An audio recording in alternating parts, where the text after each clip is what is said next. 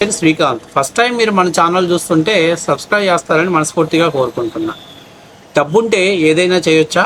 అధికారం లేకపోయినా గత తాలూకా అధికారాన్ని అడ్డం పెట్టుకొని మనం రాజకీయంగా ఎదిగాం కాబట్టి ఏదైనా ఈజీగా చేయొచ్చు అనుకుంటున్నారు వైసీపీ నాయకులు. అందులో ముఖ్యంగా సీదిరి అప్పలరాజు. ఈ సీదిరి అప్పలరాజు పొలిటికల్ బ్యాక్గ్రౌండ్ కంటే కూడా ఇతను వ్యక్తిగతంగా అతని విషయాలు నేను కొన్ని చెప్తాను వినండి. సీదిరి అప్పలరాజు 2019లో ఫస్ట్ టైం ఎమ్మెల్యే అయ్యాడు. తర్వాత మంత్రివర్గ విస్తరణలో ఆయన మంత్రి అయ్యాడు. అయితే ఈయన మంత్రి ఎలా అయ్యాడో తెలుసా? నిండు శాసనసభలో ఆంధ్రప్రదేశ్కి 14 ఏళ్ళు ముఖ్యమంత్రిగా సేవలు అందించినటువంటి నారా చంద్రబాబు నాయుడు గారు, మీ మానసిక పరిస్థితి బాగాలేదు, నేను కూడా డాక్టర్ని, మీకు కావాలంటే ఫ్రీగా ట్రీట్మెంట్ చేస్తానని చెప్పేసి నిండు శాసనసభలో ఒక 70 ఏళ్ళ పైబడినటువంటి ఒక రాజకీయంగా అనుభవం ఉన్నటువంటి నాయకుడిని అవమానపరుస్తూ చేసినటువంటి వ్యాఖ్యలు జగన్మోహన్ రెడ్డికి బాగా నచ్చి ఈయన్ని మత్స్యకార శాఖకి, పశుసంవర్ధక శాఖ, మత్స్యకార శాఖకి మంత్రిగా చేశాడు. పశుసంవర్ధక శాఖ ఎప్పుడైతే ఈయనకు వచ్చిందో ఈయనలో ఉన్నటువంటి కాస్త కూస్త మనిషి చనిపోయి పశువులకి లాగా మాడితేనేమో పశుసంవర్ధక శాఖ చేయగలుగుతాం అనుకున్నాడేమో, కానీ ఆయనలో ఉన్న మానవత్వం పూర్తిగా పోయి పశువులా తయారయ్యాడు. సరే, 2024 జరిగిన సార్వత్రిక ఎన్నికల్లో ఈ పశువుల్ని రాష్ట్రం నుంచి తరిమి కొట్టారు. కానీ అధికారం పోయినా ఆ అధికారం తాలూకా గతంలో చేసినటువంటి విచ్చలవిడి, ఎందుకంటే ఎయిర్పోర్ట్లో అప్పట్లో పోలీస్ అధికారుల మీద తిరుగుబాటు చేయటం, ఇంకా చాలా చేశాడులే. ఇవన్నీ అప్పట్లో ఆయన హీరోగా ఉన్నాడనుకొని మాస్కి బాగా కనెక్ట్ అయ్యాడు అనుకున్నాడేమో. తాజాగా తన కొడుకు జరిగినటువంటి ఒక బైక్ యాక్సిడెంట్ని దృశ్యం సినిమాలాగా మరి ఒక అద్భుతమైనటువంటి ఒక కట్టుకథని అల్లించడం జరిగింది. అయితే పోలీసులు దీని మీద పూర్తి స్థాయిలో ఇన్వెస్టిగేషన్ చేసి అనుమానాలు నివృత్తి చేసుకోవడంతో అసలు విషయం బయటపడింది. అసలు దోషి సిద్ధార్థ్ కాదు, ఆరవ్ ఎవరయ్యా అంటే సీదిరి అప్పలరాజు కొడుకు అని పోలీసులు నిర్ధారణ చేసుకున్నారు. అసలు జరిగిన విషయం ఏంటయ్యా అని అంటే, కాశీబుగ్గలో రాత్రి 9-9:30 అప్పట్లో మన సీదిరి అప్పలరాజు కుమారుడు పెట్రోల్ బంక్లో పెట్రోల్ కొట్టించుకున్నటువంటి సీసీ ఫుటేజ్ క్లియర్గా కనిపించింది. అంటే మరి ఆయన అప్పటికే అన్కండిషన్ స్థాయిలో ఉన్నాడని, బహుశా డ్రింక్ చేయటం కానీ గాంజా కొట్టడం కానీ ఏదో జరిగిందో తెలియదు, కానీ మొత్తం మీద అతను పెట్రోల్ కొట్టించుకొని వెళ్ళిన ఒక 15 నిమిషాలు 20 నిమిషాలకి ఒక చోట గొర్రెలు కాసుకున్నటువంటి గొర్రెల కాపరి అనేటువంటి గొర్రెల కాపరిని ఈయన బైక్తో గుద్దిస్తే ఆయన ప్రాణాపాయ స్థితిలో కొట్టుమిట్లాడుతుంటే మనోడు కనీసం 108కి కూడా ఫోన్ చేయకుండా మనోడు ఏముందులేనట్టుగా క్యాజువల్గా ఇంటికి వెళ్ళిపోయి నాన్నకు చెప్పాడు. నాన్న హుటాహుటి నా బిడ్డని హాస్పిటల్కి తీసుకొచ్చాడు. ఎందుకో తెలుసా? పాపం ఎక్కడన్నా దెబ్బలు తగిలాయో ఏమోనని చెప్పేసి మనోడు దానికి సంబంధించినటువంటి సీసీ ఫుటేజ్ కూడా బయటికి రావడం జరిగింది. ఆ సీసీ ఫుటేజ్ చూడండి.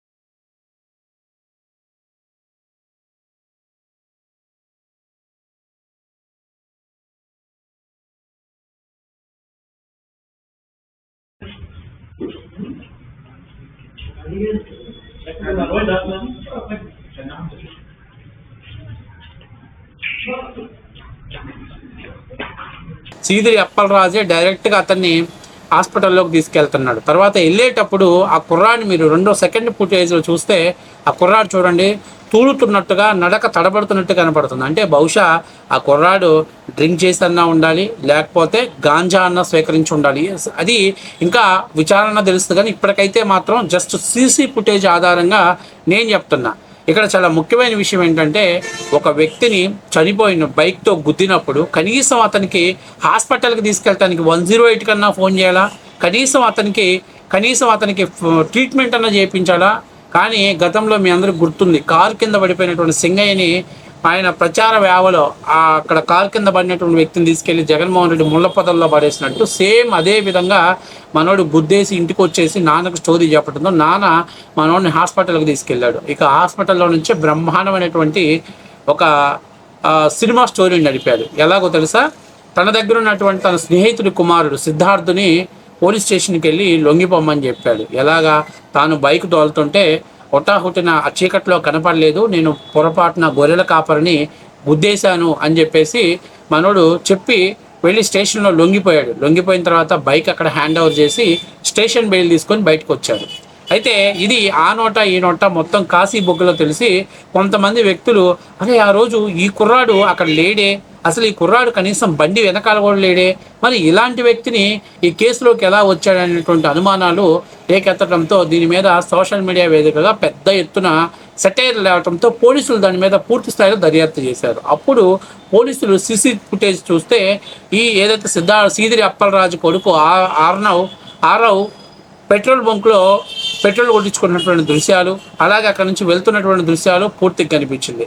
ఆ తర్వాత పోలీసులకు హాస్పిటల్లో స్వయాన సీదిరి అప్పలరాజు హాస్పిటల్లో తీసుకెళ్ళటం, అతనికి ట్రీట్మెంట్ కోసం తీసుకెళ్ళటం, దానికి సంబంధించినటువంటి వీడియో ఫుటేజ్లన్నీ బయటకు వచ్చడంతో పోలీసులు ఇది అంటే దీంట్లో చాలా ముఖ్యమైన విషయం ఏంటంటే పొరపాటున డ్రైవ్ చేసి చంపటం వేరు విషయం.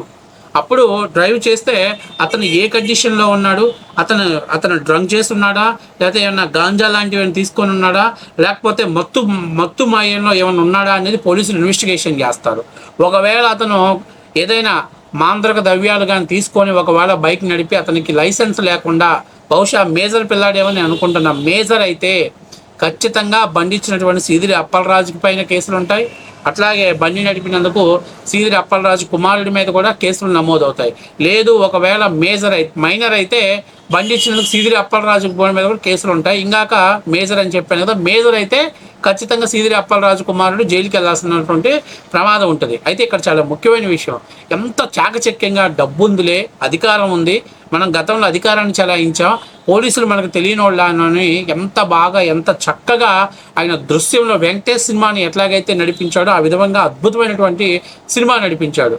అయితే పెట్రోల్ బంక్లోను హాస్పిటల్లో సీసీ ఫుటేజ్ ఉండటంతో పాపం మనోళ్ళ బతుకులు బట్టబయలైపోయి మొత్తం సోషల్ మీడియాలో పెద్ద ఎత్తున చక్కర్లు కొడుతుంది. అయితే చాలామంది సోషల్ మీడియాలో ఏదైతే సీదిరి అప్పలరాజు కుమారుడిని హాస్పిటల్కి తీసుకెళ్తున్నాడో అతను నడుస్తున్న విధానాన్ని బట్టి కింద చాలామంది కుమారుడు ఫుల్గా మందు కొట్టాడు, లేకపోతే గాంజాయి కొట్టాడు, మాందక ద్రవ్యాలను సేకరించాడు అతను, అందువల్ల అతను నడవలేనటువంటి అన్కాన్స్టిట్యూషన్ పొజిషన్లో ఉన్నాడు అని కూడా పెద్ద ఎత్తున సోషల్ మీడియాలో వాళ్ళు కామెంట్స్ పెడుతున్నారు. ఇక్కడ చాలా ముఖ్యమైన విషయం ఏంటంటే, సరే అతను మందు కొట్టాడా గంజాయి కొట్టాడా దాని గురించి నేను మాట్లాడలేదు, కానీ ఒక బాధ్యాయుతమైనటువంటి మంత్రిగా పనిచేసినప్పుడు సీదిరి అప్పలరాజు తన కుమారుడు తప్పు చేస్తే ఖచ్చితంగా ఆ తప్పుని పోలీస్ స్టేషన్లో తన కుమారుడిని అప్పచెప్పించి తర్వాత లేదా బాధిత కుటుంబాలతోటి కేసు విత్డ్రా చేసే విధంగా నయానో భయానో, ఎందుకంటే చనిపోయిన వ్యక్తిని ఎలాగో మనం తిరిగి తెచ్చించలేం కాబట్టి కనీసం ఆ కుటుంబానికి కాంపన్సేషన్ ఇచ్చైనా ఆ కేసుని అంటే కాంప్రమైజ్ చేసుకుంటే అది వేరేగా ఉంటుంది.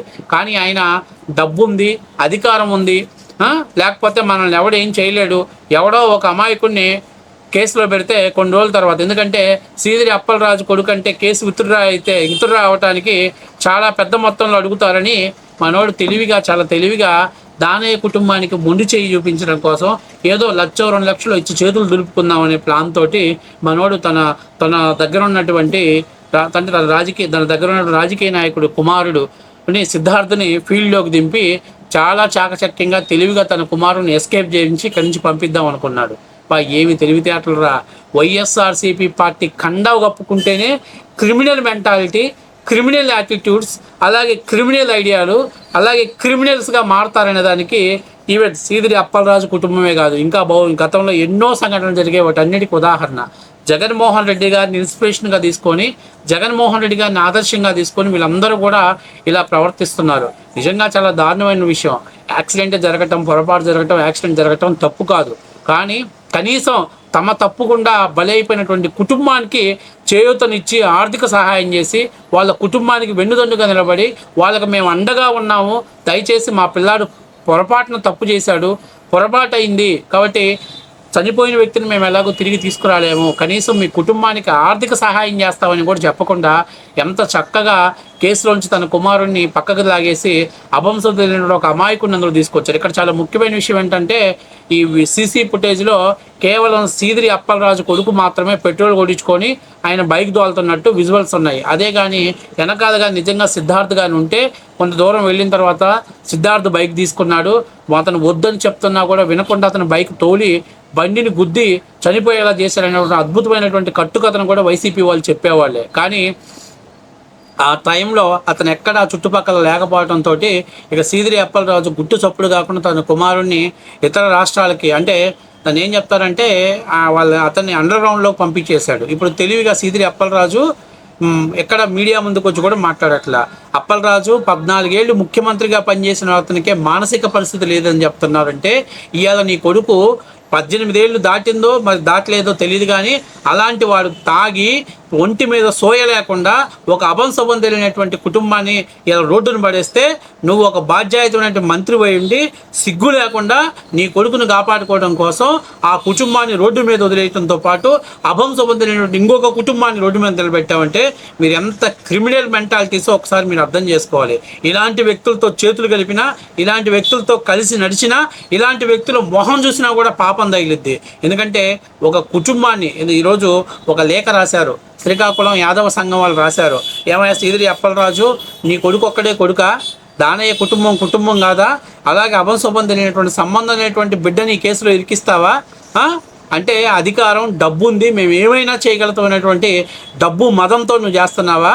కనీసం బాధిత కుటుంబాన్ని మాట్లాడుకొని వాళ్ళకి ఏదో కాంపన్సేషన్ ఇచ్చుకొని కనీసం వాళ్ళకి న్యాయం చేయాల్సింది బానిచ్చి అది కూడా చేయకుండా ఏదో కేసులను తప్పుదావ పట్టించే విధంగా వ్యవహరిస్తున్నారు అని చెప్పేసి యాదవ సంఘం కూడా వైసీపీ మీద, వైసీపీ అంటేనే ఒక క్రిమినల్ పార్టీ అంటూ వాళ్ళు ఒక బహిరంగ లేఖను రిలీజ్ చేశారు. కానీ ఈరోజు నిజంగా చెప్తున్నా ఈ సీసీ ఫుటేజ్లు కానీ పోలీసులకు కానీ అనుమానం రాకుండా దీని మీద కానీ వివరణ అంటే ఎంక్వైరీ చేయకుండా ఉంటే ఖచ్చితంగా సీదిరి అప్పలరాజు కొడుకు నేరస్తుడిగా నిరూపితం అవ్వకుండా ఉంటే ఈరోజు చక్కగా వాడు ఇంకా భవిష్యత్తులో ఎన్నిసార్లు మా నాన్న కాపాడుతాడులే, ఏ తప్పు చేసినా అధికారం లేకపోయినా మనం తప్పు చేసినా మా నాన్న కాపాడుతాడనే ధైర్యం వాడికి వస్తే ఎంతమంది నిర్భాగ్యులు బలైపోతారో. ఖచ్చితంగా ఇలాంటి వాడిని అరెస్ట్ చేయాలి, పూర్తి స్థాయిలో విచారణ చేయించాలి, అవసరమైతే నార్కో అనాలిటిక్ టెస్ట్ కూడా జరిపించాలి అతనికి. నాకు తెలిసినంతవరకు 100% అతను సీసీ ఫుటేజ్లోనే క్లియర్గా కనిపిస్తుంది అతను డ్రంక్ చేశాడు, పూర్తిగా తాగాడు, ఒంటి మీద సోయలేదు అనేది అక్కడ క్లియర్గా కనిపిస్తుంది. సో దాని మీద కూడా పోలీసులు దర్యాప్తు చేసి నిజ నిజాలు రాబట్టాల్సిన పని ఉంది.